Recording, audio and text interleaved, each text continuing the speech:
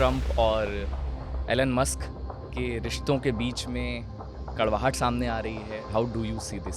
दो तलवारें एक मयान में रह नहीं सकती। उनका ट्रंप के साथ इतनी दोस्ती कैसे बढ़ी? क्या वो बाइडेन के विरोध की वजह से बढ़ी या फिर उसके और भी एस्पेक्ट्स थे? दो तीन एस्पेक्ट थे। मेन एस्पेक्ट वही था कि उनको लगा कि बाइडेन के अंडर बहुत ज़्यादा रेगुलेशन हो रहा है, प्राइवेट सेक्टर का बहुत ज़्यादा रिस्ट्रिक्शंस आ रही हैं और हमें खुली छूट चाहिए। इलॉन मस्क कोई छुट्टी नहीं करते, अपने काम में भी सातों दिन काम करते हैं, 14-14, 16-16 घंटे काम करते हैं। वो इसके लिए मशहूर हैं। अगले कई हज़ार वर्ष, कई मिलियन वर्ष में जितने भी इंसान पैदा होंगे, उनके फ़ायदे हमें देखने हैं, उनके हित में क्या है। इस पे मस्क बिलीव करता है? हाँ, कि उस तरह के इनोवेशंस करने हैं, तो यानी कि ट्रंप से बिल्कुल अलग है। बिल्कुल अलग है। मस्क ने इन्हें सपोर्ट किया, कैंपेन में पैसा दिया। तो हमारे यहाँ पर तो मतलब हिंदुस्तान जैसे डेमोक्रेसी में तो अगर कोई बिजनेसमैन सपोर्ट कर दे आकर के तो ये बहुत बड़ी चीज़ हो जाती है। यूएस में क्या इतना ओपनली ऐसे बिजनेसमैन सपोर्ट करते हैं पार्टीज़ को जिस तरीके मस्क कर रहे थे, या फिर कुछ ये आउट ऑफ द बॉक्स था? अमेरिका में ट्रांसपेरेंसी है, आप कर सकते हैं पर आपको बताना पड़ेगा, छुपा के नहीं कर सकते। छुपा के किया तो फिर कानून जेल ही होगा। तो क्या ये बोला जा सकता है कि एलन मस्क एक सफल उद्योगपति हैं लेकिन एक असफल सरकार चलाने वालों में से हैं? बिल्कुल। सरकार में वो एक तरह से फेलियर थे। उन्होंने कहा था $2 ट्रिलियन मैं कम करूंगा गवर्नमेंट का एक्सपेंडिचर, यूएस गवर्नमेंट का बजट। फिर आगे $2 ट्रिलियन। हाँ, फिर बोले, फिर थोड़ा और मॉडेस्ट हो गए, बोले 1 ट्रिलियन करेंगे हम लोग डॉज में। अब सुना है कि 160 बिलियन वो क्लेम कर रहे हैं, पर लोग कह रहे हैं कि इतना भी नहीं है, असल में ये सब झूठ है।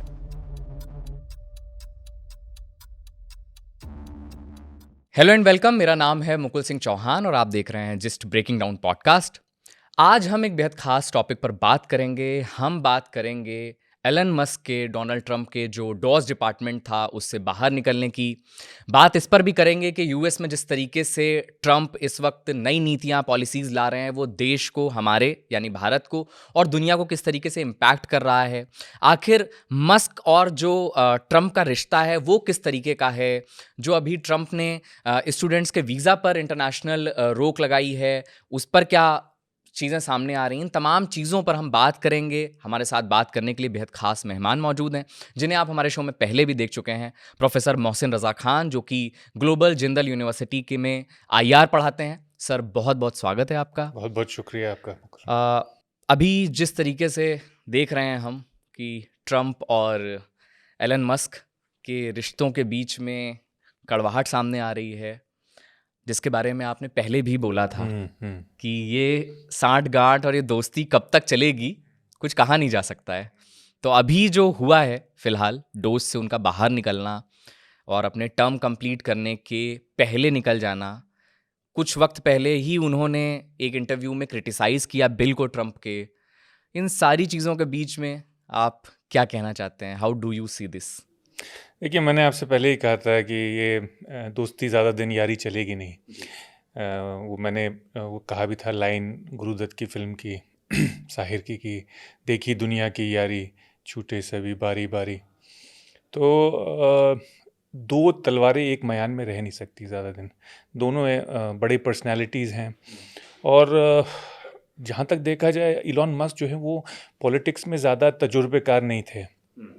वो पता नहीं क्या समझ के आ रहे थे, उन्होंने अपना काफ़ी कुछ दांव पे लगाया। मैं उनकी पर्सनल फ़िलॉसफी के बारे में भी बात करूंगा आगे कि इलॉन मस्क की अपनी फ़िलॉसफी क्या, काफ़ी दिलचस्प है उनकी पर्सनल फ़िलॉसफी। तो आप समझिए कि अपने बिजनेस को थोड़ा सा उन्होंने साइड पे रखा, थोड़ा नहीं बहुत साइड पे रखा, और काम करने लगे इनके इलेक्शन पे। ट्रंप के पिछले साल पैसा भी बहुत दिया, $300 मिलियन। उसके बाद उन्होंने ये डॉज में आ गए और हफ्ते के 6-7 दिन, मतलब इलॉन मस्क कोई छुट्टी नहीं करते, अपने काम में भी सातों दिन काम करते हैं। अच्छा। 14-14, 16-16 घंटे काम करते हैं। वो इसके लिए मशहूर हैं। इसी तरह से उन्होंने अपनी ज़िंदगी में आगे बढ़े हैं। वो पहले एक पेमेंट मैकेनिज़्म था, जिसके वो पेटीएम की तरह एक यूएस में था, उसको पेपैल कहते हैं। तो पेपैल के फाउंडर्स में से थे वो। ज़्यादातर लोगों को अब पता नहीं है। फिर इसी तरह से उन्होंने स्पेस एक्स लॉन्च की। उन्हें ये अंदाज़ा होने लगा कि इंसानों को दुनिया में ख़तरा है, कई चीज़ों से, यानी कि न्यूक्लियर वॉर हो सकती है, मीटियोर स्ट्राइक हो सकता है। तो इंसानियत को एक मल्टी प्लानिटरी बनना पड़ेगा, यानी अंतरिक्ष में जाना पड़ेगा सर्वाइवल के लिए बचने के लिए। तो ये फ़िलॉसफी उनकी सन 2001 से 2000 से थी। उन्होंने उस वक़्त जो $5000 का डोनेशन भी दिया था, एक मार्स सोसाइटी थी मार्स के कॉलोनाइजेशन के लिए। तो खैर उन्होंने 2001 में स्पेस एक्स सेटअप किया। उस वक़्त कोई मान नहीं रहा था कि रॉकेट जो हैं वो रीयूजेबल होंगे, क्योंकि रॉकेट एक बार इस्तेमाल होता था तो वो ख़त्म हो जाता था। इन्होंने ही ये ईजाद किया कि रॉकेट जो है कैसे रिवर्स करके वो टेक्नोलॉजी लाए। उसमें बहुत सारे रॉकेट फेल हुए, पर किस तरह से उसको जायरो स्टेबलाइज किया और वापस ला के रॉकेट को बिल्कुल रिवर्स करके रीयूजेबल बना दिया। उससे उसकी कॉस्ट बहुत कम हो गई, मतलब फ्रैक्शन रह गई कॉस्ट, क्योंकि आप वही रॉकेट बार बार इस्तेमाल कर सकते हो, सिर्फ फ्यूल भरने की ज़रूरत है और उसका गाइडेंस वाइडेंस सब सही रहता है। तो इलॉन मस्क के कारनामे हैं, वो बहुत ज़्यादा मेहनत करते हैं, किसी भी चीज़ में घुस जाते हैं। मैं ये नहीं कहूँगा कि इलॉन मस्क आइंस्टाइन की तरह थ्योरेटिकल फिजिसिस्ट नहीं है, वो उस तरह के जीनियस नहीं है, पर वो एक इंजीनियरिंग जीनियस है। इंजीनियरिंग जीनियस मतलब कोई प्रॉब्लम हो उसका इंजीनियरिंग सोल्यूशन निकालना, उसमें वो माहिर हैं इफ़ेक्टिवली। इसी तरह से उन्होंने, जब लोग कह रहे थे इलेक्ट्रिक व्हीकल्स का कोई ख़ास शौक़ नहीं था, तो टेस्ला उन्होंने शुरू नहीं की, उन्होंने किसी से ख़रीदी, पर ख़रीद के फिर उस वक़्त वो बहुत छोटी कंपनी थी, उसको पूरा ट्रांसफ़ॉर्म कर दिया और उसको फिर जिस स्केल पे वो लाए। अब इस सब में उनको सरकार की बहुत मदद मिली। स्पेस एक्स में उनको नासा के कॉन्ट्रैक्ट मिले, नासा नेशनल स्पेस एजेंसी है अमेरिका की, गवर्नमेंट कॉन्ट्रैक्ट। टेस्ला में भी खूब सारी सब्सिडीज़ मिली, तो उन्होंने खूब फ़ायदा भी उठाया गवर्नमेंट का, जो अब वो फिर बाद में गवर्नमेंट के ख़िलाफ़ हो गए, क्योंकि उनको लगने लगा बाइडेन के दौर आते आते कि बहुत ज़्यादा रेगुलेशन हो रहा है, गवर्नमेंट बहुत ज़्यादा रेगुलेट कर रही है प्राइवेट सेक्टर को। वो इसके ख़िलाफ़ हैं, वो चाहते हैं कि खुल के व्यापार हो, खुल के इनोवेशन हो, बिल्कुल फ्री मार्केट होनी चाहिए। फ्री मार्केट होनी चाहिए उसके लिए, ताकि इनोवेशन हो सके। सिर्फ पैसा कमाना उनका मकसद नहीं है, वो इनोवेशन, नई चीज़ लाना चाहते हैं। वो एक फ़िलॉसफी में बिलीव करते हैं, मोर और लेस। वो कहते तो नहीं है, बट लोगों ने अंदाज़ा लगाया है। उसका नाम है लॉन्ग टर्मिज़म। लॉन्ग टर्मिज़म एक फ़िलॉसफी है जो कहती है कि दुनिया का हमें सिर्फ अभी फ़ायदा नहीं करना है। ये एक फ़िलॉसफी है जो बिलीव करती है कि अगले कई हज़ार वर्ष, कई मिलियन वर्ष में जितने भी इंसान पैदा होंगे, उनके फ़ायदे हमें देखने हैं, उनके हित में क्या है। इस पे मस्क बिलीव करते हैं? हाँ, कि उस तरह के इनोवेशंस करने हैं, तो यानी कि ट्रम्प से बिल्कुल अलग है। बिल्कुल अलग है। तो एक तरह से उनकी एक फ़िलॉसफी है, पर उस फ़िलॉसफी के भी कुछ बुरे एस्पेक्ट हैं। मैं बताऊँगा अभी क्या बुरे एस्पेक्ट हैं, बट वो बिलीव करते हैं कि इंसानों को बहुत ज़्यादा ख़तरा है, इंसानियत को कई चीज़ों से।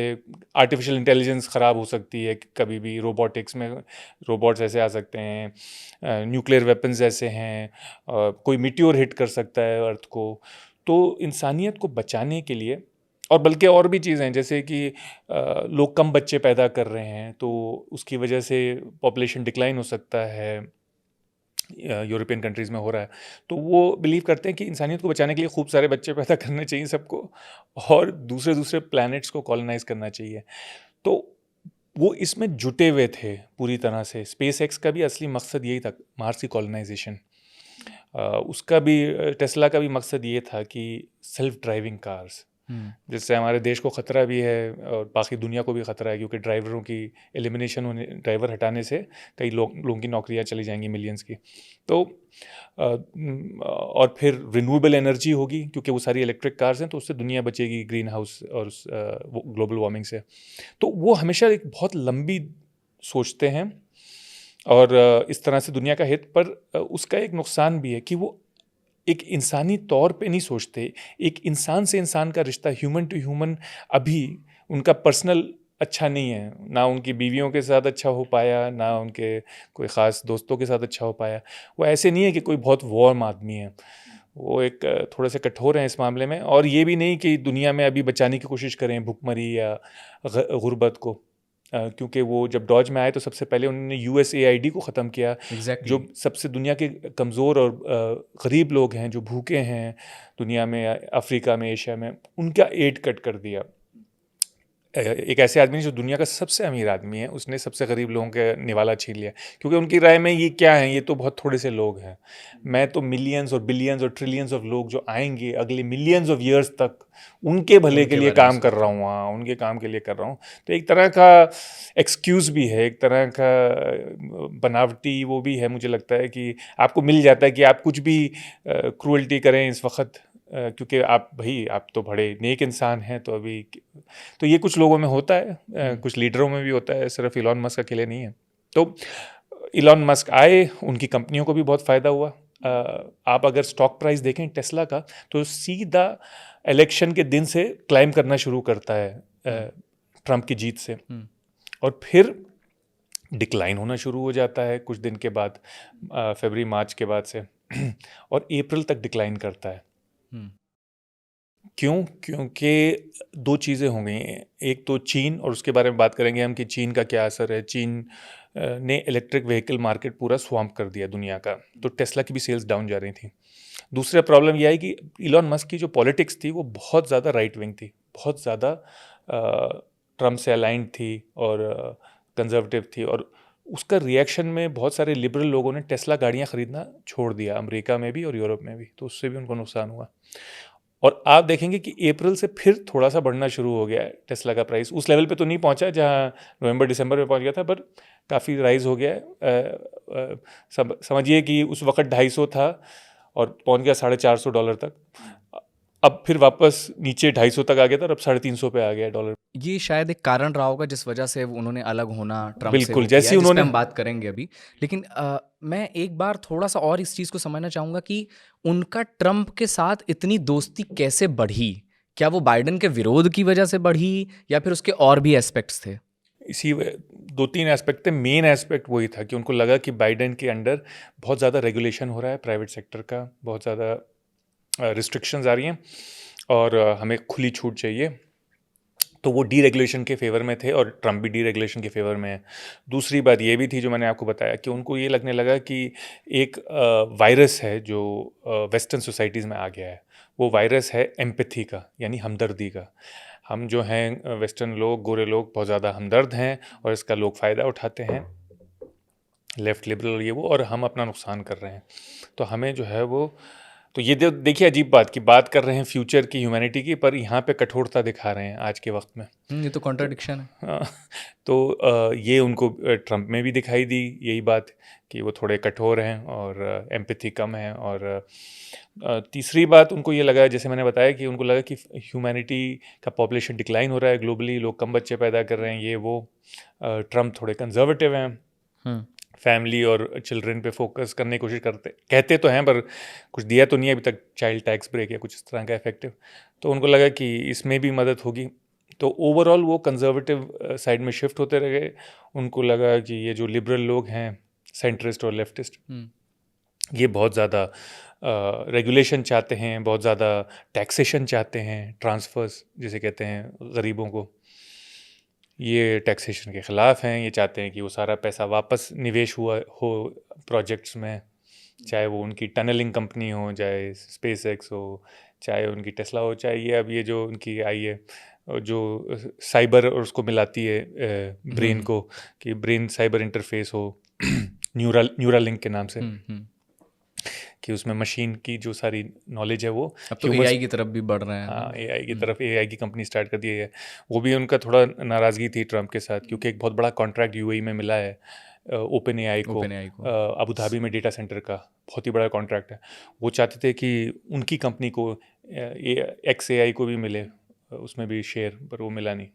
ये भी एक कारण रहा होगा। ये माइनर कारण था, माइनर कारण। मेजर कारण मैं आपको बताता हूँ अभी। तो एक चीज़ और ही बताइए कि जैसे जब आप ये बता रहे हैं कि मस्क ने इन्हें सपोर्ट किया, कैंपेन में पैसा दिया, तो हमारे यहाँ पर तो मतलब हिंदुस्तान जैसे डेमोक्रेसी में तो अगर कोई बिजनेसमैन सपोर्ट कर दे आकर के तो ये बहुत बड़ी चीज़ हो जाती है।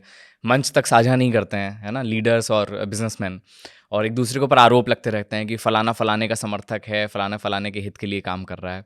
तो यूएस में क्या इतना ओपनली ऐसे बिजनेसमैन सपोर्ट करते हैं पार्टीज को जिस तरीके मस्क कर रहे थे, या फिर कुछ ये आउट ऑफ द बॉक्स था? हिंदुस्तान में तो छुपा के करते हैं। अमेरिका में ट्रांसपेरेंसी है, आप कर सकते हैं पर आपको बताना पड़ेगा, छुपा के नहीं कर सकते। छुपा के किया तो फिर कानून जेल ही है वो। अच्छा। तो खुले में आप कर सकते हैं, पर इस तरह से जिस तरह से मस्क ने किया ट्रंप का, इतना खुल्लम खुल्ला किसी ने किया नहीं था। कुछ हैं जैसे कॉच ब्रदर्स हैं, वो करते हैं, रिपब्लिकन है सपोर्टर्स, वो बहुत पैसा देते हैं।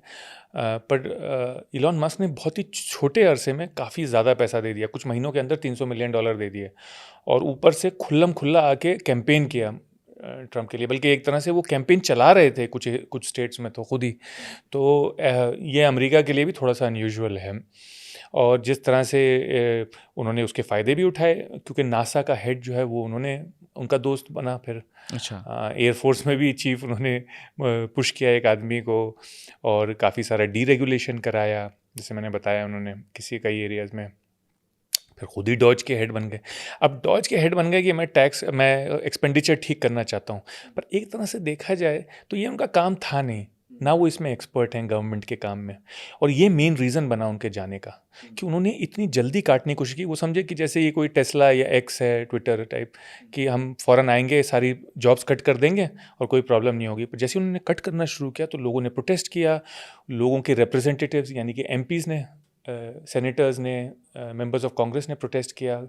उन्होंने प्रेशर डाला रिपब्लिकन पार्टी ने ट्रंप के ऊपर कि ये क्या हो रहा है, धड़ाधड़ कटाई हो रही है, लोगों की जॉब फायरिंग हो रही है, हमारे यहाँ हमारे डिस्ट्रिक्ट से जॉब जा रही है, तो हमारे कॉन्स्टिट्यूएंट्स, हमारे वोटर्स की। तो जब वो रेजिस्टेंस ज़्यादा हुआ तो फिर थोड़ा ट्रंप ने भी उनके ऊपर लगाम डाली। और उनको अंदाज़ा नहीं था इलॉन मस्क को कि ये इतना मुश्किल काम है, ये गवर्नमेंट इतनी बड़ी है, इसमें कट करना इतना मुश्किल है, कोई छोटी सी कंपनी नहीं है, और इतने ज़्यादा लोग इसके ऊपर डिपेंडेंट हैं, वो सब प्रोटेस्ट करेंगे। ख़ासतौर से मेडिकेयर में वो गरीब लोग हैं, जिसमें से बहुत सारे ट्रंप के सपोर्टर्स हैं। तो वहाँ से जब प्रेस पुश बैक आया, इनकी बदनामी हुई, ये साइडलाइन हुए हल्के हल्के, ट्रंप ने भी इनको हल्के हल्के साइडलाइन करना शुरू किया। और इन्होंने रियलाइज़ किया सबसे इंपॉर्टेंट कि मेरा सारा टाइम इसमें जा रहा है, मेरी कंपनीज़ का सेल्स नीचे जा रही है, टेस्ला की सेल नीचे जा रही है, टेस्ला का स्टॉक प्राइस नीचे जा रहा है, 250 से 450 पहुंच के फिर वापस 250 पे आ गया था। तो उन्होंने कहा कि यार अब अपनी फोकस करो। और जैसे ही उन्होंने अप्रैल में अनाउंसमेंट किया कि मैं अपनी कंपनियों पर फोकस करूँगा, तो प्राइस फिर से हल्के हल्के ऊपर जाने लगा और अब 350 पहुँच चुका है। क्योंकि अंदाज़ा हो रहा था लोगों को कि भाई सेल्स डाउन जा रही हैं। जो इन्होंने कहा था कि सेल्फ ड्राइविंग की कुछ लैंडमार्क्स हैं, कोई भी इन्होंने हिट नहीं किया। यानी कि जो प्रोग्रेशन इन्होंने कहा था, जो प्रगति होगी सेल्फ ड्राइविंग गाड़ियों में, वो नहीं हो पाई ऑटोनोमस व्हीकल्स में। तो ये तो महीनों सालों से कह रहे थे। तो क्या ये बोला जा सकता है कि एलन मस्क एक सफल उद्योगपति हैं, लेकिन एक असफल सरकार चलाने वालों में से हैं? हाँ, ये बोला जा सकता है? बिल्कुल। सरकार में वो एक तरह से फेलियर थे। उन्होंने कहा था $2 ट्रिलियन मैं कम करूँगा गवर्नमेंट का एक्सपेंडिचर, यूएस गवर्नमेंट का बजट। फिर आगे $2 ट्रिलियन। हाँ, फिर बोले, फिर थोड़ा और मॉडेस्ट हो गए, बोले 1 ट्रिलियन करेंगे हम लोग डॉज में।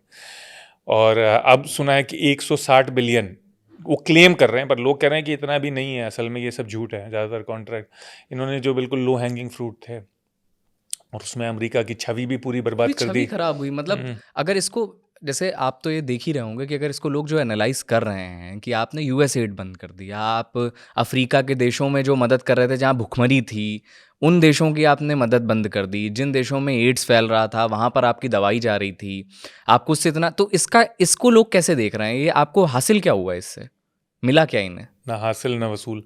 आप समझिए कि अमेरिका का जो जीडीपी है वो $31 ट्रिलियन। उसमें 100 बिलियन की क्या वक़्त है? 31 ट्रिलियन। 1 ट्रिलियन में का 100 बिलियन 10% होता है। 10 ट्रिलियन का 100 बिलियन जो है वो 1% होता है। ठीक है, यानी कि 0.3% आपने कट किया बजट जीडीपी का, 0.3% जीडीपी का। और अगर आप पूरे बजट का भी लगा देते तो बजट तकरीबन 8-9 ट्रिलियन का है अमेरिका का।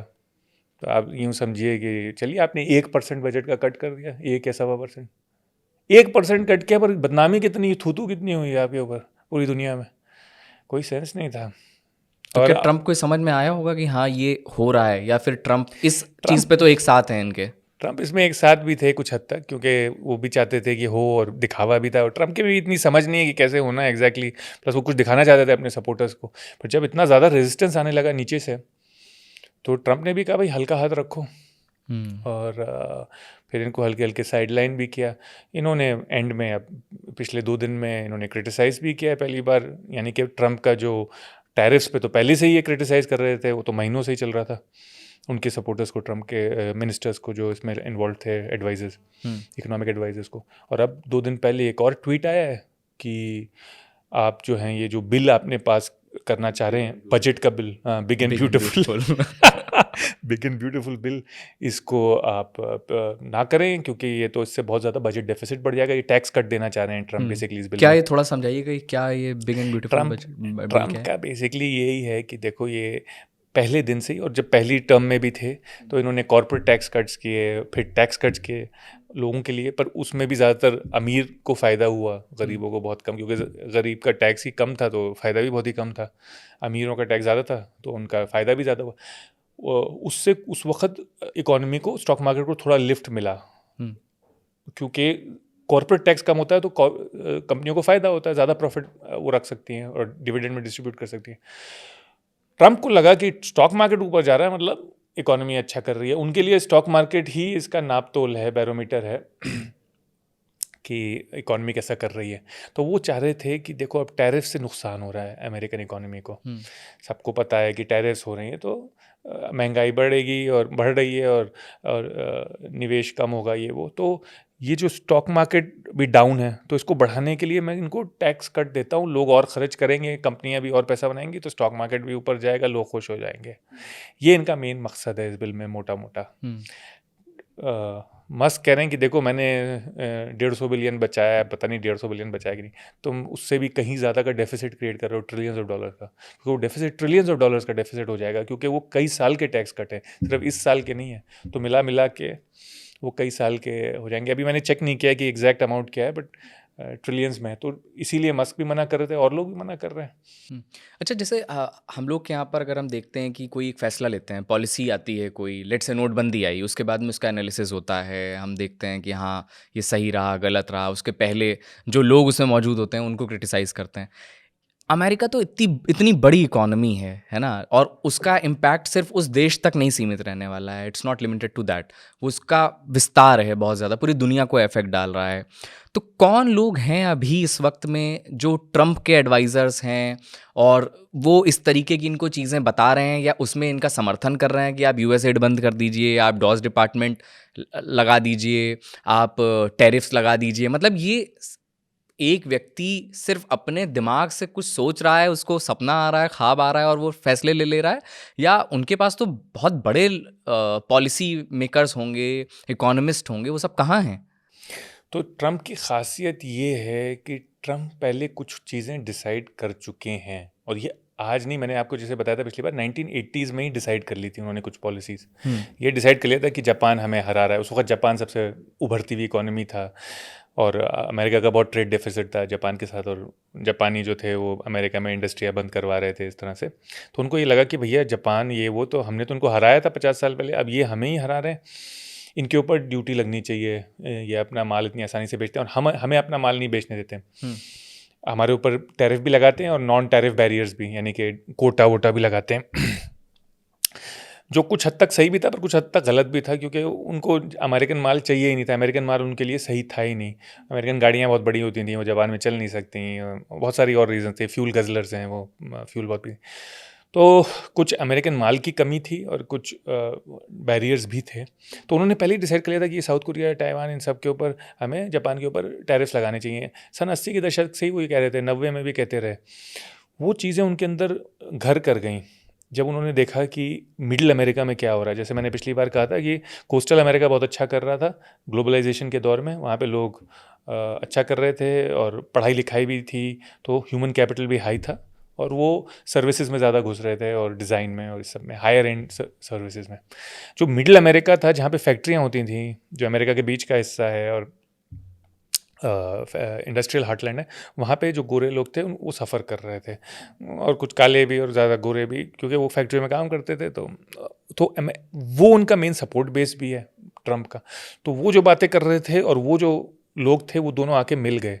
कुछ ट्रंप ने उनको ढूंढा, कुछ उन्होंने ट्रंप को ढूंढा तो जो रिपब्लिकन प्राइमरीज का प्रोसेस होता है, उसमें ट्रंप ने ये डिसाइड कर लिया। फिर ट्रंप जब आए पहली बार तो उनको करने नहीं दिया गया, क्योंकि उनके सारे एडवाइजर्स जो थे वो एक्सपीरियंस लोग थे, वो जानते थे इन पॉलिसीज़ का क्या नुकसान हो सकता है। बट जब सेकेंड टर्म में ट्रंप आए तो उन्होंने डिसाइड किया कि भाई नहीं, मैं नहीं सुनूंगा इनकी बातें, अब मैं अपने मन का करूंगा। तो अब जो एडवाइजर्स हैं ट्रंप के वो वही हैं जो वही बात करते हैं जो वो कहते हैं। यानी कि उन्होंने पीटर नवारो ढूंढा। पीटर नवारो खुद पहले से यही बातें कर रहा था बेवकूफ़ी की, टैरिफ्स के बारे में, तो ट्रंप ने उसी को लिया। यानी कि ट्रंप ने चुना उनको जो उनके आइडियाज से मिलते हुए लोग हैं। तो वो अब कैसे रोकेंगे? कुछ हद तक उन्होंने बोला भी होगा तो वो तो सुनते भी नहीं है, और कुछ हद तक वो खुद भी इतने ही पागल हैं जितने ट्रंप हैं। तो पीटर नवारो हैं। इसी तरह से ट्रंप के जो आइडियाज़ थे नेटो के बारे में और एलाइज के बारे में, कि भाई साउथ कोरिया में हमारे ट्रूप्स जाते हैं, हम पैसा देते हैं, साउथ कोरिया क्यों नहीं देता उनके लिए पैसा? बस सारा पैसा साउथ कोरिया देगा, बल्कि हमको एक प्रॉफिट भी देगा। साउथ कोरिया कुछ पैसा देता था उन ट्रूप्स के लिए, पर वो कह रहे नहीं, सारा पैसा देगा और हमें ऊपर से प्रॉफिट भी देगा। इसी तरह से जापान भी हमें पे करेगा, इसी तरह से यूरोप भी हमें पे करेगा। हमारे ट्रूप्स वहाँ क्यों लगे हुए हैं? ये लोग हमारा फ़ायदा उठा रहे हैं। कुछ हद तक उनकी बात सही भी थी। यूरोप में GDP का 1 या 2% लगता था डिफेंस के ऊपर, तो कह रहे थे 2% भी बहुत कम कंट्रीज लगा रहे थे, सिर्फ 1-2 जैसे ब्रिटेन। बाकी और ट्रूप सारे यूएस के रहते हैं वहाँ पे? ट्रूप्स सारे तो नहीं, बट कुछ ट्रूप्स अमेरिका के रहते हैं, कुछ अमेरिका के हथियार रहते हैं बहुत सारे। मिसाल के तौर पे मैं आपको 3 चीज़ें ही बता देता हूँ, उससे आपको अंदाज़ा हो जाएगा।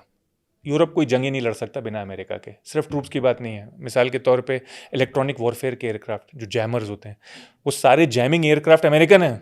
इनके पास है ही नहीं जैमिंग एयरक्राफ्ट, उसके बगैर हो ही नहीं सकता, क्योंकि आप एनिमी को जैम करते हो, उनके एयरक्राफ्ट को, उनके मिसाइल्स को, तभी आप अपने जाके फाइट, आपके वरना वो शूट डाउन कर देंगे। दूसरी चीज़ मैं बताता हूँ, इनके पास कोई ग्लोबल लिफ्ट कैपेसिटी नहीं है। अमेरिका ही सिर्फ ऐसा कंट्री है जो ग्लोबल लिफ्ट कैपेसिटी है, यानी कि एयरक्राफ्ट टेक ऑफ करेंगे किसी भी वक्त आप कहेंगे, और एक डिवीजन टैंक के साथ अमेरिका कहीं भी दुनिया में मूव कर सकता है। इतने एयरक्राफ्ट हैं अमेरिका के पास हैवी लिफ्ट कैपेसिटी के, यूरोप के पास है ही नहीं, तो आप मूव ही नहीं कर सकते। आपको एक और चीज़ बताता हूँ, यूरोप के पास कोई एयरक्राफ्ट कैरियर्स ही नहीं है अमेरिका के साइज़ के। एक फ्रांस के पास हैं थोड़े से, और इंग्लैंड के पास है, पर वही बहुत छोटे कैरियर्स हैं, 40-50 प्लेन कैरी करते हैं, वो भी एक एक दो हैं, उनके पास 2 हैं, उनके पास 2 हैं। अमेरिका के पास 12 तो फ्लीट कैरियर्स हैं जो 100 प्लेन ईच कैरी कर सकते हैं, और कई उतने ही तकरीबन हेलीकॉप्टर कैरियर्स हैं, एम्फीबियस असॉल्ट शिप्स हैं जो हेलीकॉप्टर कैरियर्स हैं, तो वो भी 8-10-12 हैं। तो अमेरिका के पास कोई 20 के ऊपर कैरियर्स हैं जो कहीं भी दुनिया में लगा सकता है। तो नेवी, अमेरिका के पास दर्जनों न्यूक्लियर सबमरीन्स हैं, अमेरिका के पास दर्जनों कन्वेंशनल सबमरीन्स हैं, न्यूक्लियर अटैक सबमरीन्स। तो ये कुछ है ही नहीं उनके पास इस तरह का माल। यूरोप के पास, यूरोप लड़ ही नहीं सकता। तो मतलब उनकी फूक रशिया से खिसक रही थी। रशिया जो $2 ट्रिलियन की इकॉनमी है, और यूरोप जो 25-30 ट्रिलियन डॉलर की इकॉनमी है। 25 ट्रिलियन की डॉलर की इकॉनमी, पर इतना असला नहीं है 25 ट्रिलियन डॉलर की इकॉनमी के पास कि $2 ट्रिलियन की इकॉनमी का मुकाबला कर सके। रशिया $2 ट्रिलियन के साथ, इतना असला था रशिया के पास, इतने हथियार थे कि वो उनको हरा सकता था। तो यूरोप ने कभी फोकस ही नहीं किया क्या? फोकस किया था कोल्ड वॉर के दौरान, पर जब कोल्ड वॉर ख़त्म हुई, इनको लगा रशियन थ्रेट चला गया, सोवियत यूनियन ख़त्म हो गया 89-90 में, उन्होंने फिर अपना ड्रॉ डाउन करना शुरू कर दिया। उस वक्त भी अमेरिका के ऊपर निर्भर थे, पर उसके बाद तो और ज़्यादा निर्भर हो गया, और सारा पैसा वो वेलफेयर में खर्च करने लगे। मतलब हॉस्पिटल, आपका हेल्थ में, आपके एजुकेशन में, आपको अनएम्प्लॉयड अलाउंस देने में, मतलब एक बढ़िया सा होटल चला रहे थे। खतरे भी कम है यूरोप के पास में? खतरे भी कम थे, कम हाँ, है। खतरे भी सही, बिल्कुल सही। तो उनको खतरा कम ही था, और उन्होंने कभी इतना समझा नहीं कि रशिया भी इतना खतरनाक हो जाएगा। वैसे रशिया कोई ख़ास उनके लिए ख़तरा है नहीं, सच बोलूँ तो रशिया खुद इतना कमज़ोर है कि यूक्रेन में ही घिर गया, तो उनका क्या मुकाबला करता। पर फिर भी डर तो लगता ही है, तो डर उनको भी लगता था। तो मतलब अमेरिका के आप चाहे कुछ भी देख लें, इलेक्ट्रॉनिक वॉरफेयर देख लें, ग्लोबल एयरलिफ्ट कैपेसिटी देख लें, सबमरीन्स देख लें, सैटेलाइट इमेजिंग देख लें, यूरोप का कोई मुकाबला नहीं है, यूरोप के पास कोई इक्विवेलेंट नहीं है। लेकिन ये जब आप बात बोल रहे हैं तब मेरे जहन में ये भी आ रहा है कि फिर अमेरिका अभी बीते कई दशकों में जहाँ जहाँ पर भी युद्ध लड़ने गया, वहाँ पर हारा क्यों? जब वो उनके पास इतनी कैपेसिटी थी। आप वियतनाम देख लीजिए, आपको वापस आना पड़ा, है ना? आप हर जगह ही लगभग जहाँ पर भी आपने इंटरवीन किया है, वहाँ पर आपकी हारी हुई। अफगानिस्तान आप हारे, ये क्यों हो पाया फिर? देखिए, इसमें कहना कि वो हार गए वो एक अलग बात है। वो कुछ किसी चीज़ में जीते और किसी चीज़ में हारे। किस चीज़ में जीते और किस चीज़ में हारे मैं बताना चाहता हूँ। किसी चीज़ को तोड़ने में अमेरिका को कोई मुकाबला नहीं है। कोई भी मुल्क उसको तोड़ देगा अमेरिका, चाहे वो रशिया हो, चाहे कोई चीन हो, कोई भी मुल्क हो, अमेरिका तोड़ देगा। इतना फायर पावर है अमेरिका के पास। अमेरिका उससे एक अलग स्टेप, आगे का स्टेप करना चाह रहा था, यानी कि उसका रिकंस्ट्रक्शन करना चाह रहा था, उनको रीमेक करना चाह रहा था, उन सोसाइटीज़ को, उस समाज को फिर से एक नई नींव डाल के उनको नई तरह से बनाना चाह रहा था। उतना नहीं था, क्योंकि उसके लिए आपको वहाँ रहना पड़ेगा। अमेरिका रहने को भी तैयार था, पर वो आपके थोड़े बहुत लोग मार देंगे, क्योंकि आप उनके बीच में रह के उनका सुधार करने की कोशिश कर रहे हो। पर अमेरिका की पब्लिक वो कॉस्ट नहीं लेती। अमेरिका उनसे नहीं हारा, अमेरिका अपनी पब्लिक से हारा। अमेरिकन फौज अपनी पब्लिक से हारी, पब्लिक ने इसके खिलाफ वोट दिया। डेमोक्रेसी है, उसको हटाना पड़ेगा अपने सिपाही।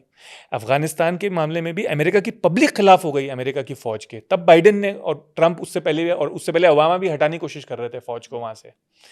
इसलिए नहीं कि फौज का क्या है, आपको पता है टोटल कैजुअलिटी क्या है अमेरिका की अफगानिस्तान और इराक में? 2,500 वहाँ, 2,500 वहाँ, मुश्किल से, मतलब 5,000 के नीचे है दोनों जंगों में मिला के। 5,000 आदमी हमारे तो इंसर्जेंसी में मर जाते हैं, जंगों में टोटल मिला के 4,500 आदमी मरे हैं अमेरिका की। तो पर पब्लिक वो लेने को तैयार नहीं है। वियतनाम में भी ऐसा ही हुआ, पब्लिक ने अमेरिका की वियतनाम बोली में की ज्यादा मरे, 50,000 मरे थे अमेरिकन। पर नहीं, इस पर्सपेक्टिव में बोल रहा हूँ कि पब्लिक पब्लिक आ गई सड़क पे, तो अमेरिका उन मुल्कों से नहीं हारा, अमेरिका खुद अपनी पब्लिक से हारा। पब्लिक ने कहा नहीं, अब इतना पैसा वहाँ नहीं लगाने का फालतू का, यहाँ लगाओ, और इतने लोग वहाँ मरने के नहीं, हमें नहीं मरवाने अपने जवान, हमें अपने एक जवान भी नहीं मरवाना वहाँ पे। इस तरह से हिंदुस्तान को कोई श्रीलंका में ऐसा थोड़ी कि एलटीटी ने हरा दिया, लोग मर रहे थे, हिंदुस्तान ने कहा ठीक है आईपीकेएफ को वहाँ से विड्रॉ करो, हमें क्या फालतू के अपने मरवाते रहे जवान वहाँ पे। हालांकि हिंदुस्तान में इतना इंटरनल प्रेशर तो नहीं था, हिंदुस्तान का अलग मामला था, क्योंकि हिंदुस्तान में ऐसा नहीं था कि वोटर्स उसके खिलाफ हो गए थे। अमेरिका में हिंदुस्तान में खुद आर्मी ही कह रही थी कि भैया हमारे इतने डिप्लॉयमेंट है पाकिस्तान चीन के खिलाफ, अब ये एक्स्ट्रा डिप्लॉयमेंट हमारे लिए नुकसानदेह है, कि हमें यहाँ पे भी अपना खून बहाना पड़ रहा है, हमें फ़ौज वहाँ चाहिए, वो हमारे लिए ख़तरा है, ये हमारे लिए इतना ख़तरा नहीं है। तो बैक टू मस्क आते हैं, और मस्क ने जो अभी ये फैसला लिया है अपने टेन्योर ख़त्म होने के पहले ही हटने का, इसकी क्या वजहें लगती हैं आपको कि इतना बड़ा फैसला, जिसके कि पूरी दुनिया में हेडलाइंस छप रही हैं? तो उसके दो कारण हैं, एक तो ये छप रही हैं क्योंकि एक दिन पहले उन्होंने क्रिटिसाइज़ किया है ट्रंप को, इसलिए भी छप रही हैं, और दूसरा कि लोग एक्सपेक्ट कर रहे थे कि अब ये बढ़ेगा टेन्योर, इनके लिए तो सही चल रहा है, मतलब जा रहे हैं, वाइट हाउस का एक्सेस है, बाहर सब हाथ पकड़ करके घूम रहे हैं, तो वो क्या मेजर पॉइंट्स हैं?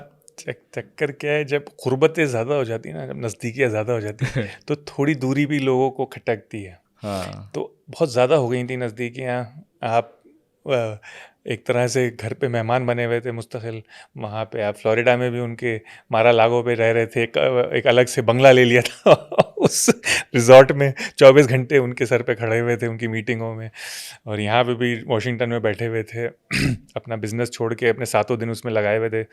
तो अब ये नहीं है कि उनकी इस तरह से कोई लड़ाई हुई है, इसकी कोई खबर नहीं है कि कोई बहुत बड़ी लड़ाई हुई है, अभी भी अच्छे हालात हैं दोनों के बीच में।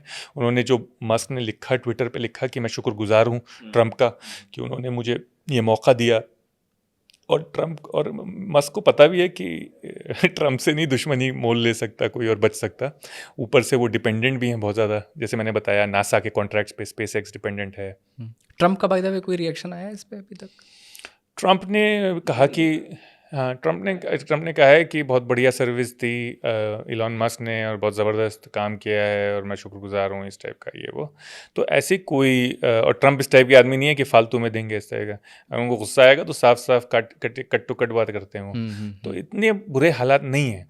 दूसरी बात यह है कि इलॉन मस्क को फ़ायदे भी हैं, इलॉन मस्क ने अपने आदमी कई जगह बिठा दिए हैं सरकार में ऑलरेडी। जैसे मैंने बताया आपको, नासा का जो हेड है वो उनका आदमी है, एयरफोर्स का हेड है वो अपना आदमी है, कई एजेंसीज़ के हेड उनके आदमी हैं। अभी भी डॉज के लोग लगे हुए हैं सर डिफरेंट डिपार्टमेंट्स में, जो कि डिपार्टमेंट बंद नहीं हुआ है। हाँ, वो डॉज का डिपार्टमेंट नहीं बंद हुआ है, वो अपने कट करते रहेंगे हल्के हल्के टाइम टू टाइम, जो देख सकते हैं। और कई डिपार्टमेंट्स हैं जिनमें उनके लोग हैं, वो सब्सिडीज़ पे अब भी डिपेंडेंट हैं अमेरिकन गवर्नमेंट की। उन पे गाज नहीं गिरेगी जो उनके लोग हैं उन पे? ऐसी कोई उम्मीद नहीं, क्योंकि वो लोग इतने सीनियर नहीं है ना, वो नीचे के लोग हैं, ऊपर के लोग नहीं हैं। अब कैबिनेट में हो तो उस पर गिरे तो कोई बात हो, अब नीचे तो हज़ारों ऐसे लाखों एम्प्लॉयज़ हैं यूएस गवर्नमेंट के। तो ऐसा कोई वो नहीं है।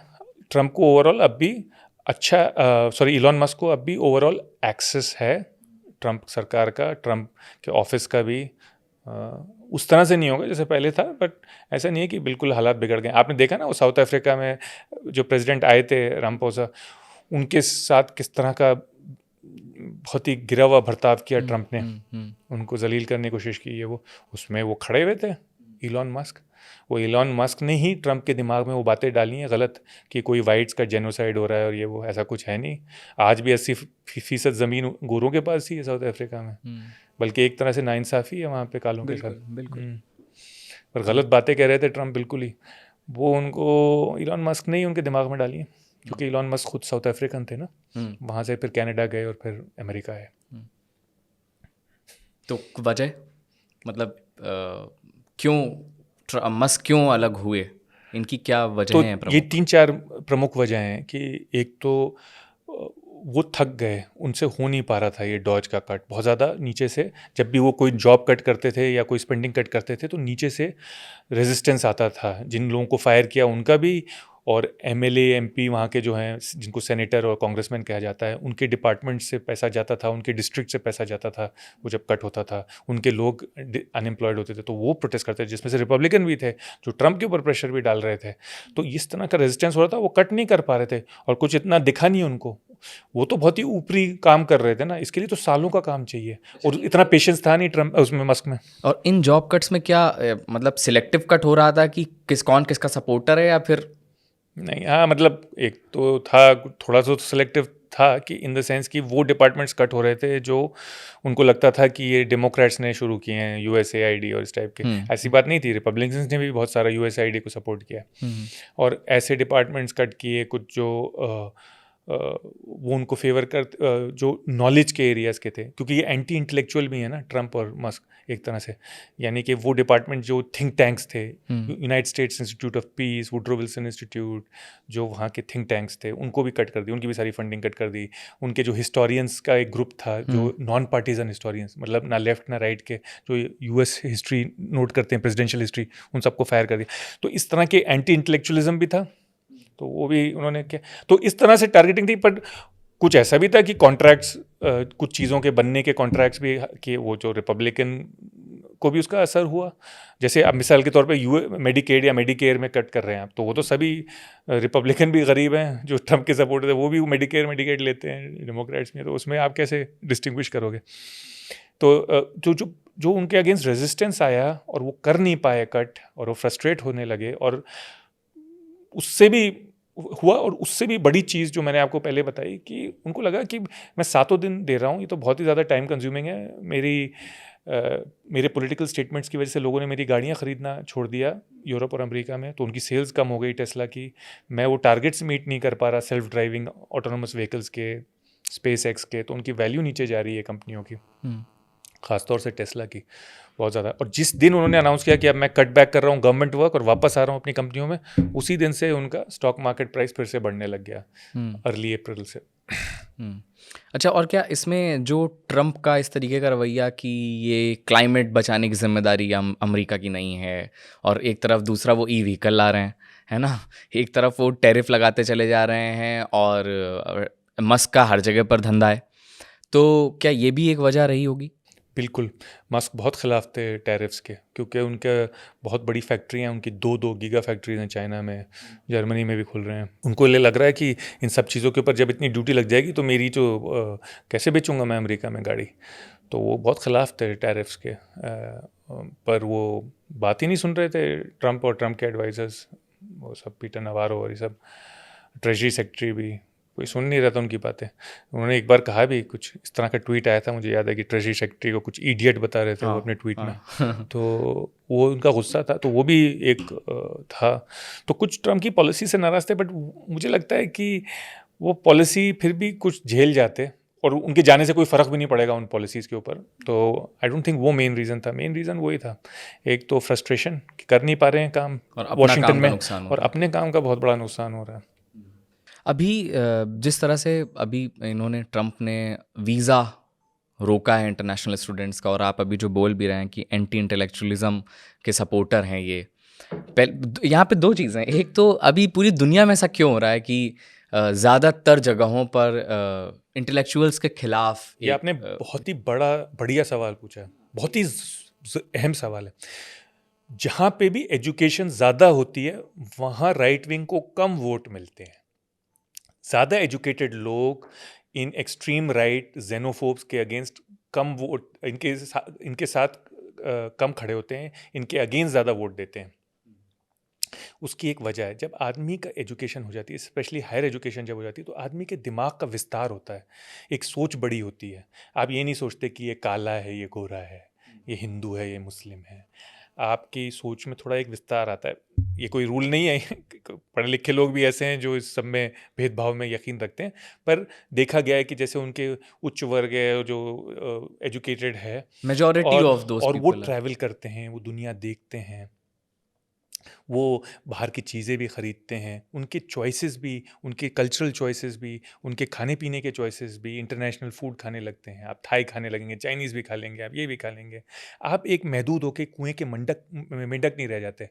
कुएँ का मेंढक वो होता है जो बहुत ज़्यादा कंज़र्वेटिव हो जाता है, जो जिसके दिमाग खुला नहीं है। तो दुनिया में हर जगह जो ज़्यादा एजुकेटेड लोग हैं, वो इन लोगों के खिलाफ वोट करते हैं। तो ये समझते हैं कि ये लोग बुरे लोग हैं।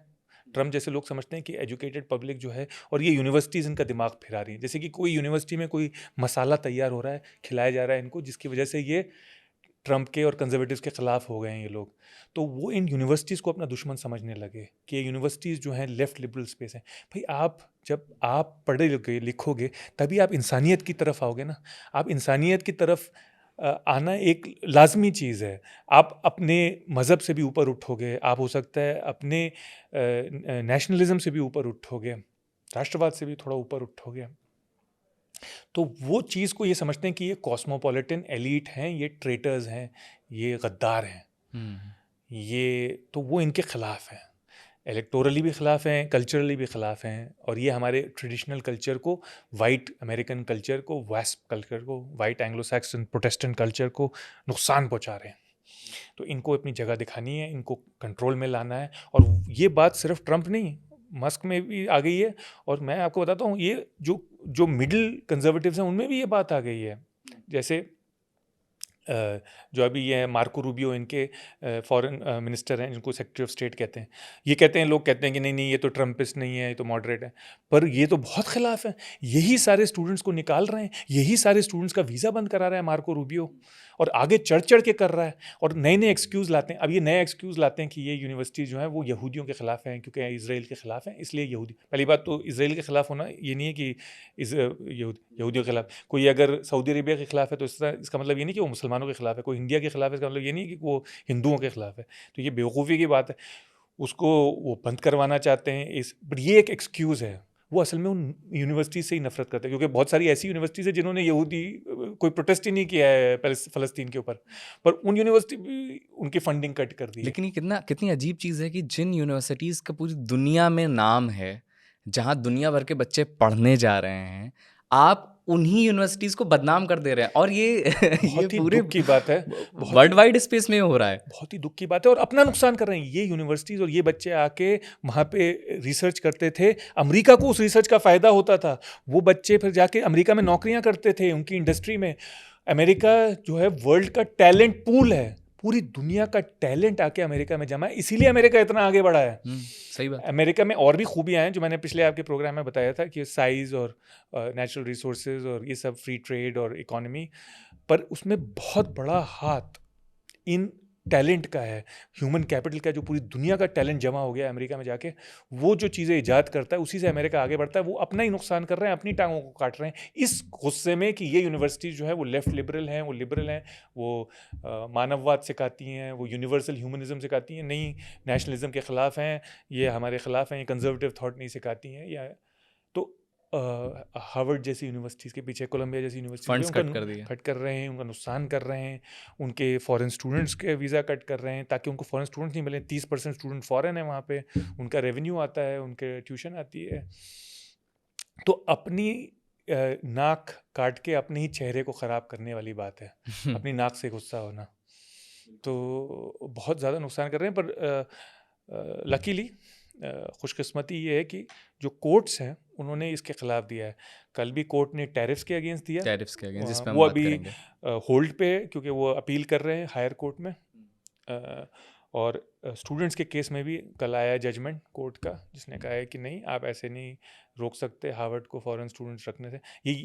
यही नहीं कह रहे थे कि फॉरेन स्टूडेंट आप एनरोल नहीं कर सकते, बल्कि जो हैं उनको भी आप ट्रांसफ़र कर दो, उनका भी उनको वीज़ा भी बंद ट्रांसफ़र करवाने की कर कोशिश दो। कर रहे थे, तो कोर्ट ने रोका है। लेकिन फिर भी अभी जितने भी लोग पढ़ रहे हैं, मेरे भी कुछ फ्रेंड्स हैं जो वहाँ पढ़ रहे हैं, वो काफ़ी परेशान है। परेशान हैं। कुछ क्लैरिटी नहीं है कि अब अगला स्टेप क्या ले लिया जाएगा, क्योंकि कुछ क्लियर नहीं है। कल को फिर से कुछ नया ले आएंगे, ये कोर्ट्स भी कितना रोक पाएंगे, कितनी जगह इंटरवीन कर पाएंगे। आखिरकार बहुत पावरफुल व्यक्ति हैं ट्रम्प।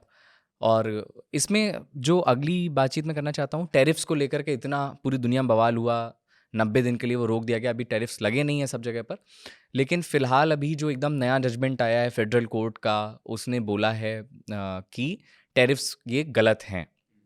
अब इसको किस तरीके से देखा जाना चाहिए? ट्रम्प अपनी शिकस्त हार तो मानने वाले हैं नहीं, ऐसे इंसान लगते नहीं हैं। तो कुछ ना कुछ उनके पास और क्या ऑल्टरनेटिव बचा हुआ है? क्या किसी दूसरी तरह से लाएंगे, या फिर इसको सिर्फ नेगोशिएशन के तौर पर वो इस्तेमाल करेंगे और इसको ठंडे बस्ते में रखेंगे? क्या लगता है आपको? ट्रम्प इस तरह के नहीं है, ट्रम्प लड़ेंगे आखिर दम तक, कोर्ट से भी, और कोशिश करेंगे, पर ट्रम्प हारेंगे। मैं इसलिए कह रहा हूँ क्योंकि आप देखिए कि जो सारे जजमेंट्स आ रहे हैं ना, वो कोर्ट वक्त लगाता है, तो ऐसा लगता है कुछ देर के लिए कि जैसे वो आदमी जीत गया, पर आप देखिए सारे जजमेंट जो हैं वो ट्रम्प के खिलाफ आ रहे हैं। सारे तो नहीं, बट लगभग बट 80 to 90% उनके खिलाफ आ रहे हैं जजमेंट्स। तो यानी कि ट्रम्प को अंदाज़ा होने लगा है, इसीलिए ट्रम्प अब कह रहे हैं कि मैं कांग्रेस से स्पेशल पावर्स मांगूंगा, क्योंकि कांग्रेस में रिपब्लिकन्स की मेजोरिटी है। तो वो कह रहे हैं अगले 1.5 साल और है, तो वो कह रहे हैं कि मैं कांग्रेस से मांगूंगा कि मुझे एक स्पेशल अथॉरिटी दें टैरिफ्स लगाने के लिए। और इसी तरह से यूनिवर्सिटीज़ के लिए भी उनके खिलाफ आ रहे हैं जजमेंट। तो मुझे लग रहा है ये अपील करेंगे, पर ये मुश्किल है कि ये जीतेंगे। ये अब जैसे फेडरल कोर्ट से हो गया, तो अभी अपील कहाँ करेंगे? ये अब इन्होंने अभी सुप्रीम कोर्ट तक जाएंगे, कह रहे हैं मैं सुप्रीम कोर्ट तक जाऊंगा। और दूसरी बात ये कि आपके दोस्तों को फिक्र करने की जरूरत नहीं है, अभी थोड़ी उथल पुथल है, पर ये हल्के हल्के सेटल हो जाएगी जैसे कोर्ट्स के जजमेंट आते जाएंगे। इसलिए ट्रम्प अब कांग्रेस पर डिपेंड करेंगे। बट कांग्रेस जो है ना, जो उनकी उनको पार्लियामेंट जिसको कहते हैं, वो नहीं है कांग्रेस पार्टी का टर्की में हेडक्वार्टर, वो नहीं है। तो ये उनकी जो क्योंकि कल ये शुरू हो जाएगा मुझसे बहुत फैक्ट चेक है। तो इसका बैकग्राउंड ये है कि एक चैनल ने चला दिया कि टर्की में कांग्रेस का हेडक्वार्टर है, वहाँ फोटो किसी और की दिखा दी। तो इसको लेकर के हम बात कर रहे हैं। वहाँ पे कांग्रेस उसी को कहते थे, हॉल को कहते हैं। कांग्रेस का मतलब एक मिलन, तो एक सभा। तो ट्रम्प जो है वो हल्के हल्के हारेंगे, उनको ये पता है। तो वो क्या कर रहे हैं, कांग्रेस से पार्लियामेंट से अपनी अप्रूवल लेना चाह रहे हैं। पर चक्कर ये, आप पार्लियामेंट से आप अप्रूवल लेंगे तो आपको बार बार उनके पास जाना पड़ेगा, तो सारा प्रोसेस स्लो हो जाएगा। आप ऐसे नहीं कि ब्लैंकेट टैरिफ्स लगा रहे हैं, आपको जाके रेफरेंस लेना पड़ेगा। वो कह रहे नहीं, मुझे डेप्यूट कर दो, मुझे डेलीगेट कर दो पावर्स, मुझे आपके पास आना ही ना पड़े, मैं डायरेक्ट कर हाँ दूं। मैं कर दूं, मुझे डेलीगेट कर। अब वो देखना है कि वो कांग्रेस एक तो करेगी पार्लियामेंट ऐसा। दूसरी बात बट ये मेजोरिटी में तो कर सकते हैं मेरे ख्याल से। पर दो की मेजोरिटी है, एक की मेजोरिटी है इस वक्त सेनेट में, तो सिर्फ I don't know super majority चाहिए कि नहीं, क्योंकि कभी कभी इस टाइप की जो बड़े डिसीजन होते हैं उनके लिए सुपर मेजोरिटी चाहिए होती है। एक नहीं, ऐसे नहीं कि 51 और 49 की डिफरेंस पे आपको जो बड़े जैसे कॉन्स्टिट्यूशनल चेंज है उसके लिए आपको पता है 2/3 चाहिए होते हैं। टू थर्ड 2/3 66% चाहिए होते हैं, 67%। तो अब मुझे पता नहीं कि कांग्रेस, पहली बात तो कि पास इतनी पावर है कि इनको दे सके। दूसरी बात यह है कांग्रेस चाहेगी इनको देना, डेलीगेट करना पावर या नहीं, मुश्किल ही लग रहा है। तो इनको बार बार जाना पड़ेगा, तो पूरा प्रोसेस स्लो हो जाएगा। तो उस तरह से ये ना टैरिफ यूज़ कर पाएंगे। जो फॉरेन स्टूडेंट्स का है उसमें चलता रहेगा, पर उसमें कोर्ट्स इनको अच्छा कंपटीशन देंगे और इनको रोक देंगे मुझे लग रहा है। और नुकसान अमेरिका का ही है। हमारा तो फ़ायदा है, कुछ हमारे स्टूडेंट हमारे पास रुक जाएंगे यहाँ पे, अमेरिका की जगह इंडियन यूनिवर्सिटी में ब्रेन ड्रेन जो हमारा हो रहा है। यह हो सकता है और मुल्कों को फ़ायदा हो जाए, लोग इंग्लैंड जाना शुरू कर दें या कहीं और जाना शुरू कर दें। ईस्ट एशिया में तो बहुत उनको खुशियाँ मना रहे हैं लोग, क्योंकि जापान, चाइना, इन सब में आके बच्चे पढ़ेंगे। लेकिन इसके बाद में एक मतलब मुझे ऐसा लगता है, मैं सोच रहा था जब हम ये पॉडकास्ट करने की तैयारी कर रहे थे कि देश में एक बड़ी बहस होनी चाहिए थी कि हम अपने यहाँ की यूनिवर्सिटीज़ को कहाँ देख रहे हैं इस लैंड, मतलब इस पूरे उसमें परिदृश्य में कि कहाँ देख रहे हैं? क्या हम अपने यहाँ यूनिवर्सिटीज़ के सुधार, कोई चर्चा ही नहीं हो रही, मतलब नोबडी इज़ हमारे डिस्कसिंग यहाँ अबाउट दिस थिंग कि हमारे यहाँ से बच्चे हार्वर्ड और कोलंबिया जाने के लिए जो इतना उतावले हो रहे हैं, क्या यहाँ पर कोई मैकेनिज़्म, कोई ये सिस्टम ऐसा आपने डेवलप किया जा बहुत ही सकता है? अहम बात की है, और हमारे लिए नहीं साहब, हमारे मुल्क के भविष्य के लिए, हमारे मुस्तकबिल के लिए, हमारे बच्चों के और हमारे देश के। क्योंकि हमारा जो ब्रेन ड्रेन है वो आप सोच भी नहीं सकते। हमारे जो बेस्ट इंजीनियर हैं आईआईटी के, वो सब बाहर चले जाते हैं। हमारे जो बेस्ट डॉक्टर हैं वो सब बाहर चले जाते हैं। हमारे बेस्ट थिंकर्स, फिलोसोफर्स, वो कोई सब रुकना ही नहीं चाह रहा है। इकोनॉमिस्ट, इंडिया के बेस्ट इकोनॉमिस्ट सब अमेरिका में बैठे हुए हैं। जो अगर यहाँ होते तो हमारा कितना फ़ायदा होता। पर अब मैं ये आपसे कहने की कोशिश कर रहा हूँ कि सरकार सोच नहीं रही, और सिर्फ ये सरकार नहीं, इससे पहले भी सरकारों ने इतनी कोशिश नहीं की। और सैड बात यह है कि हल्के हल्के हमारी जो पब्लिक यूनिवर्सिटीज़ थी ना, ख़ास तौर से आजकल बहुत बुरी हालत में आ गई हैं। तो अब ये बहुत ही बुरी संकट की बात है। हमारी प्राइवेट यूनिवर्सिटीज़ ठीक हैं, पर वो भी ऐसा नहीं है कि कोई वर्ल्ड बीटिंग है, बट ठीक है। बट अब हर गरीब आदमी अपने बच्चे को इतनी महंगी ट्यूशन देके प्राइवेट यूनिवर्सिटी में नहीं पढ़ा सकता। तो क्या होता था कि मेरी जनरेशन तक हमारे साथ नीचे वर्ग के, ऊपर वर्ग के सब बच्चे एक ही क्लास में पढ़ते थे यूनिवर्सिटी में, दिल्ली यूनिवर्सिटी में या कहीं पे, और इस तरह से उनको एक चांस मिलता था ज़िंदगी में आगे बढ़ने का, उठने का, अगले क्लास में आने का। और उनमें बहुत सारे टैलेंटेड लोग होते थे जिससे देश को फ़ायदा होता था। वो अपना दिमाग लगा के हमें आगे बढ़ाते थे।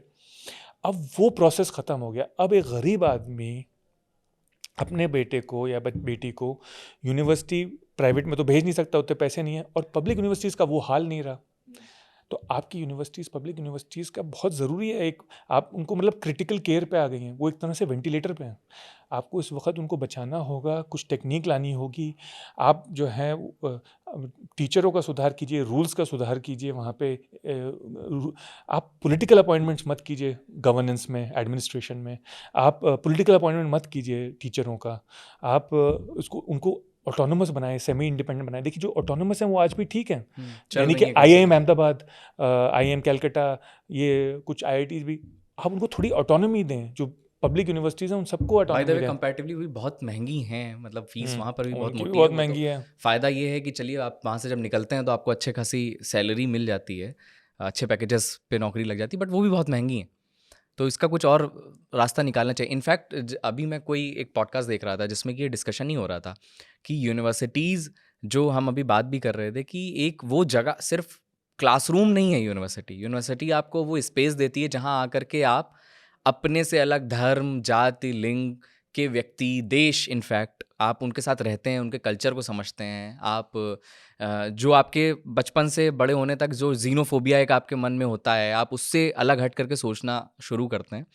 तो एक हेल्दी यूनिवर्सिटी कैंपस होना बहुत ज़रूरी है, और जिसकी तरफ हमें सोचना चाहिए। ये है असली में आपदा में अवसर। अगर ऐसी कोई आपदा आई है तो यहाँ पर हमें इसे अवसर के तौर पर ले करके कुछ ना कुछ उस दिशा में भी सोचना चाहिए। ये हमारी डेमोक्रेसी के लिए बहुत ज़रूरी है, जैसे आपने कहा, हमारे देश की नागरिकता के लिए। पर ये हमारी आर्थिक स्थिति के लिए बहुत ज़रूरी है। हमारी आर्थिक स्थिति के लिए बहुत ज़रूरी है कि ये हो। ये और थोड़ा समझाइए कैसे, आर्थिक स्थिति से हाँ, कैसे? क्योंकि यही जो बच्चे निकलते हैं, यही फिर आपकी इकोनॉमी का नींव डालते हैं। दूसरी बात ये है कि अगर आपके कंट्री में सोशल मोबिलिटी नहीं होगी, यानी कि नीचे का आदमी ऊपर के दर्जे में नहीं आ पाएगा, तो मेरिटोक्रेसी नहीं हो पाएगी। मेरिटोक्रेसी ऐसा तो हो नहीं सकता कि सारे अच्छे ब्रेन वाले, सारे ज़हीन लोग सिर्फ अमीरों के घर में पैदा होते हैं, ऐसा आपको लगता है? नहीं, नहीं। बिल्कुल नहीं। तो अगर बहुत सारे, बल्कि ज़्यादातर तो मैं कहूँगा गरीबों में पैदा होते हैं, तो गुदड़ी के लाल। उनको मौका नहीं मिलना चाहिए क्या? वो रिक्शा ही चलाते रहें क्या पूरी ज़िंदगी? उनको मौका नहीं मिलना चाहिए? ये हमें सोचना चाहिए, ये हमारी बहुत ज़रूरी है। ये मतलब बहुत ही अहम चीज़ है, लोग समझ नहीं पा रहे। इसका नुकसान ऑलरेडी हो रहा है और आगे जाके बहुत होगा अगर इनको नहीं रिवाइव किया। इनको वापस उसी दर्जे पे लाना है जो इनकी हालत हो गई है, डीयू की, चाहे जेएनयू की, चाहे कोई भी हो। ये तो खैर सेंट्रल यूनिवर्सिटीज़ हैं, मैं उनकी बात कर रहा हूँ जो पहले बहुत दुनिया में प्रसिद्ध थी। इलाहाबाद यूनिवर्सिटी, आगरा यूनिवर्सिटी जो दुनिया में प्रसिद्ध थी, जयपुर यूनिवर्सिटी, चंडीगढ़ यूनिवर्सिटी दुनिया में प्रसिद्ध थी। दुनिया के स्कॉलर्स आके वहाँ पढ़ते थे। इनकी तो छोड़ी दीजिए, बम्बई या मद्रास या कलकत्ते या, तो इसके लिए बहुत ज़रूरी काम है। इनके लिए कमीशन बैठना चाहिए, इनको ऑटोनॉमी देनी चाहिए, इनको राजनीतिकरण से रोकना चाहिए। और ये नहीं तो बढ़िया मौका है, मतलब इसी तरीके के मौके होते हैं जब आप इस दिशा में काम कर सकते हैं। और अ, दोनों कांग्रेस और बीजेपी और सारी ऑपोजिशन और सरकार सब विपक्ष सबको मिलके ये करना चाहिए। Exactly exactly. लास्ट सवाल मेरा अभी की बातचीत में कि ये जो भी अभी हो रहा है अमेरिका की पॉलिटिक्स में, मस्क का जाना, ट्रम्प का भी इस तरीके का रवैया रखना, इंडिया को इस पर क्या सोचना चाहिए? जिस तरीके से इसमें एक चीज़ और मैं लेयर ऐड कर देता हूँ कि ट्रम्प जिस तरीके से लगातार बोल रहे हैं कि सीज़ फायर हमने कराया, मतलब वो क्या करना चाह रहे हैं मुझे समझ ही नहीं आ रहा है कि एक ही व्यक्ति 3-4 बार कभी कुछ बोल रहा है, फिर कह रहा नहीं हमने नहीं कराया, फिर कहा कि मैंने ट्रेड के लिए करवाया, धमकी दे करके करवाया, और बार-बार हमारी मिनिस्ट्री की तरफ से बोला जा रहा है कि नहीं भैया इनका इंटरवेंशन नहीं था। तो ट्रम्प हाँ, ट्रम्प का। तो अब क्या आपको लग रहा है कि भारत के हिसाब से इसको आप किस तरीके से एनालाइज़ कर रहे हैं? देखिए, मैंने पहले भी कहा था आपके पिछले प्रोग्राम में कि ये लोग जो खुशियाँ मना रहे हैं कि ट्रम्प आ गए, हमारा बहुत फ़ायदा होगा, ऐसा कुछ नहीं होगा। मैंने आपके पिछले प्रोग्राम में भी कहा था कि पॉलिटिशियन जो होता है वो या तो अपने लिए काम करता है या उनके लिए जो उसके वोट देते हैं कॉन्स्टिट्यूएंट्स, या फिर अपने मुल्क के लिए। इन 3 चीज़ों के अलावा वो किसी चौथी चीज़ के लिए काम नहीं करता कोई भी पॉलिटिशियन। अपने लिए, अपने कॉन्स्टिट्यूएंट्स और पार्टी के लिए, या अपने देश के लिए। अब बाइडेन जो कर रहे थे वो असल में हमारे लिए ज़्यादा अच्छे थे एक तरह से, पर लोग उनसे नाराज़ थे, वो कह रहे थे कि नहीं नहीं बाइडेन हमारे खिलाफ है, बाइडेन हमारे खिलाफ। अरे भाई, जो देश अपने इंटरेस्ट में काम करेगा ना, अपने हित में काम करेगा, वो फिर भी कुछ उसूलों पे तो चलते थे। ट्रम्प जो है उनका उसूल यही है कि अपना फ़ायदा सबसे पहला उसूल ये है। तो वो जो कर रहे हैं ना, तो ऐसा लगे। अब ये नहीं है कि देखिए, हिंदुस्तान और अमेरिका की जो रिलेशनशिप है वो बहुत ही अब डीप हो चुकी है, वो बहुत ही विस्तृत है। बहुत एरियाज़ हैं, टेक्नोलॉजी से लेके H1B से लेके सर्विसेज से लेके हमारे आईटी कंपनी से लेके हमारे डिफेंस से लेके जॉइंट एक्सरसाइजेज, बहुत ही डीप रिलेशनशिप हो गई है। तो वो ऐसा नहीं है कि ट्रम्प के या बाइडेन के आने से या जाने से बहुत ज़्यादा हिल जाएगी, 19-20 का ही फ़र्क आएगा उसमें। पर ये है कि देखिए, वो जो बातें कह रहे हैं वो हमारी साख कम कर रहे हैं दुनिया में। ये कह के कि हमने इन दोनों बच्चों को मिला के टेबल पे बिठा के खाना खिलाया, तब जाके, नहीं तो ये कट्टी थे एक दूसरे से। यानी ये हमें इन्फेंटाइल कर रहे हैं, हमें बच्चा बना रहे हैं, हमें इस तरह से। और दूसरी बात ये है कि देखिए, ये हो सकता है कि अगर उनके साथ हमारे बहुत अच्छे भी ना रहें तो भी कुछ टैरिफ आएँ, वही टैरिफ आएंगे जो दुनिया पे आएंगे। ऐसा नहीं है कि कोई वो हमारे ऊपर ख़ास ज़्यादा टैरिफ करेंगे या कोई ज़्यादा बहुत कम कर देंगे टैरिफ, तो कोई ख़ास फ़र्क नहीं आएगा मेरे ख़्याल से। हमें खुल के बात करनी चाहिए, और जो हमारी नीतियां हैं 50-70 साल की, यानी कि हम इंडिपेंडेंट कंट्री हैं, वो हमें मेंटेन करके रखनी चाहिए। ना उनको ज़्यादा नाराज़ करने की ज़रूरत है, अगर ऊपर से, वो तो हम वैसे भी नहीं कर रहे, पर साफ साफ बात भी करनी चाहिए और खुल के भी बात करनी चाहिए। उन्होंने वैसे एक दफ़ा भी ये नहीं कहा कि मैंने नहीं कराया, उन्होंने हर दफ़ा यही कहा है कि मैंने ही कराया है। उसकी भी वजूहतें मैं बताऊंगा। नोबेल प्राइज़ चाह रहे हैं, यूक्रेन और रशिया के बीच और इसराइल और फ़लस्तीन के बीच नाकामयाब रहे, तो उनको लगता है ये कामयाबी का ज़रिया है कि हिंदुस्तान के साथ कर दिया मैंने। तो हमें ट्रेड के मामले में उनके साथ देखना पड़ेगा। हो सकता है कुछ नुकसान भी हो, पर वही नुकसान होगा जो बाकी दुनिया का भी हो रहा है। ऐसा नहीं है कि कोई हमारा ख़ास नुकसान हो, एक्सेप्शनल ही हमारा नुकसान हो रहा है। वो अपने हित में कर रहे हैं। इसी तरह से डिफेंस में भी हमें देखना होगा।